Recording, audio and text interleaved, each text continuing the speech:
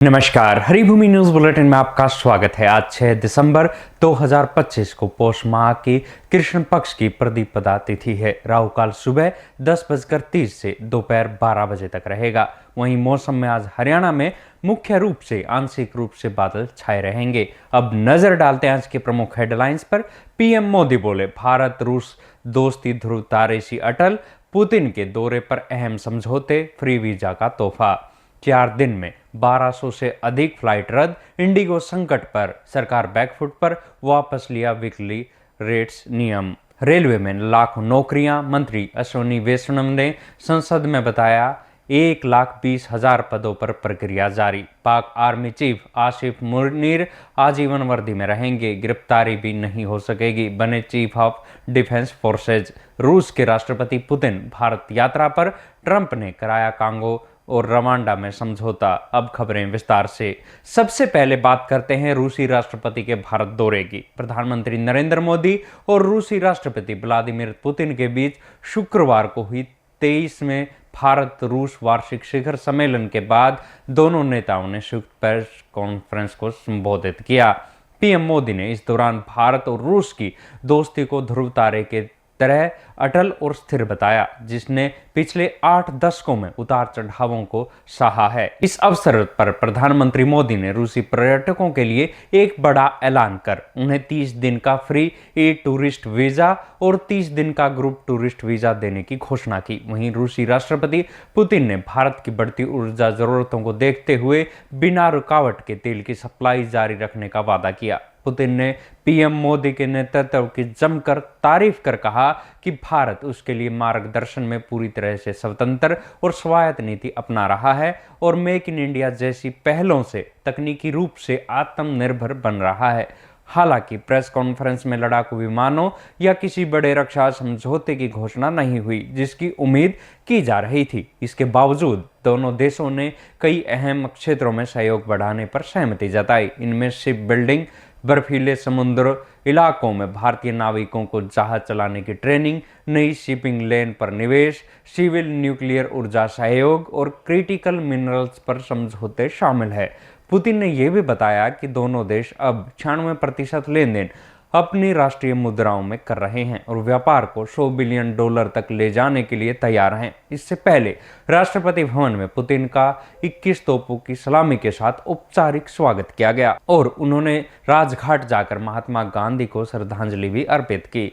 अब बात करते हैं इंडिगो संकट की। देश की सबसे बड़ी एयरलाइन कंपनी इंडिगो लगातार चौथे दिन परिचालन संकट से जूझ रही है, जिसके चलते पिछले 4 दिनों में 1200 से अधिक फ्लाइट रद्द हो चुकी है। हालात इतने बदतर हैं कि केंद्र सरकार को डैमेज कंट्रोल के लिए कदम उठाना पड़ा है। नागरिक उड्डयन महानिदेशालय के तत्काल प्रभाव से ये आदेश वापस ले लिया है, जिसके तहत पायलट और क्रू मेंबर को हर 7 दिन में लगातार 48 घंटे का वीकली रेस्ट देना अनिवार्य किया गया था।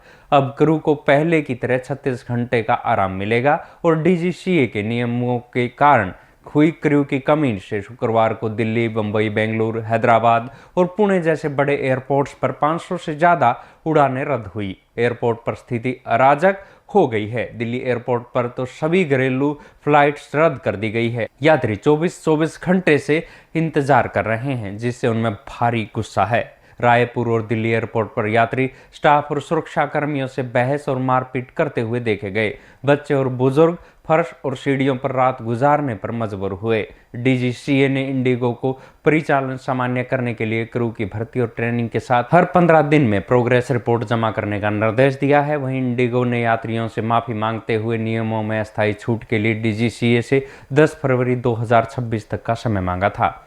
अगली खबर रेलवे में नौकरियों की। केंद्रीय रेलवे मंत्री अश्विनी वैष्णव ने संसद में शीतकालीन सत्र के दौरान मौजूदा भर्ती प्रक्रिया का लेखा जोखा देते हुए बताया कि वर्ष 2024 और 2025 के लिए कुल 17 नोटिफिकेशन जारी किए गए हैं, जिनके जरिए 1,29,579 पदों पर भर्ती प्रक्रिया जारी है। इन पदों में सहायक लोको पायलट, तकनीशियन, आरपीएफ में उप निरीक्षक और constable, junior engineer, paramedical staff, NTPC, ministerial staff और आइसोलेटेड कैटेगरी और लेवल 1 के पद शामिल है। रेलवे ने यह भी बताया कि रेलवे ने अब एक भर्ती कैलेंडर जारी कर दिया है जिसमें यह प्रक्रिया और अधिक आसानी और पारदर्शी हो जाएगी।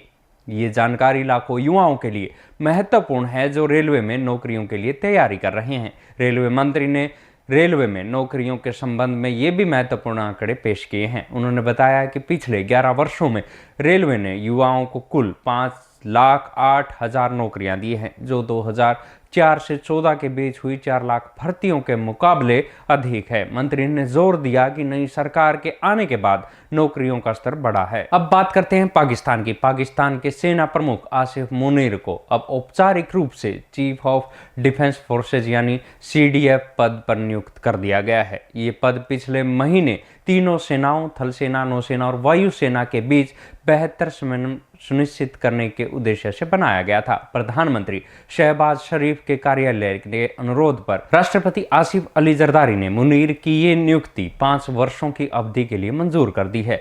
CDF का ये नया पद chairman joint chief of staff committee की जगह लेगा, जिसे अब समाप्त कर दिया गया है। मुनीर की प्रमुखता भारत के ऑपरेशन सिंदूर के बाद बढ़ गई थी, जिसके बाद पाकिस्तान में झूठा प्रचार चलाने के लिए PM शहबाज ने उन्हें फील्ड मार्शल पर पदोन्नत कर दिया था। ये पदोन्नति पाकिस्तान के इतिहास में केवल दूसरी बार हुई है। इस नई नियुक्ति का सबसे विवादास्पद पहलू ये है कि संसद द्वारा पारित नए कानून के अनुसार मुनीर आजीवन वर्दी में रहेंगे और उन्हें गिरफ्तार नहीं किया जा सकेगा। विपक्ष, विशेष रूप से इमरान खान की पार्टी ने व्यापक अधिकारों की कड़ी आलोचना की है। पाकिस्तान में सेना की निर्णायक भूमिका को देखते हुए CDF के इस नए पद और मुनीर की बढ़ी हुई शक्तियां देश की राजनीति और सुरक्षा प्रणाली में एक नए युग की शुरुआत मानी जा रही है। आखिर में बात करते हैं अमेरिकी राष्ट्रपति डोनाल्ड ट्रंप की। वैश्विक राजनीतिक गहमा गहमी के बीच अमेरिकी राष्ट्रपति डोनाल्ड ट्रंप ने 2 अफ्रीकी देशों कांगो और रवांडा के बीच शांति समझौता